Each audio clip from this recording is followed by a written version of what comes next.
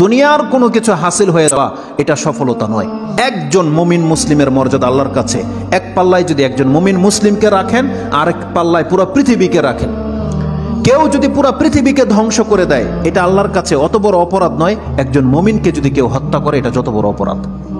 তাহলে একটা মানুষ তাওহীদের উপরে যারা আছে, তাদের মান মর্যাদা এত, আল্লাহ বলছেন অতএব তারা যেন দুনিয়ার জন্য নয়, বরং তারা ওই পরকালে জাহান্নাম থেকে মুক্ত হয়ে যাওয়ার সেই রাস্তা যেন তারা অবলম্বন করে। কারণ সেই দিন যাকে জাহান্নাম থেকে শুধু বাঁচানো নয়, দূরে রাখা হবে।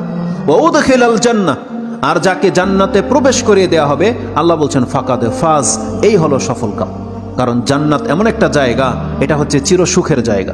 একবার শুধু কোনো ব্যক্তিকে জান্নাতে ঢুকিয়ে দিলে জীবনের যত পেরেশানি আছে সব দূর হয়ে যাবে, সব দূর হয়ে যাবে। তাহলে পরকালের ব্যাপারটা হচ্ছে এমন। আল্লাহ বলতেছেন সেই দিন যাকে জান্নাতে ঢুকিয়ে দেওয়া হবে, আল্লাহ বলছেন এই ব্যক্তি হচ্ছে সফল কাম।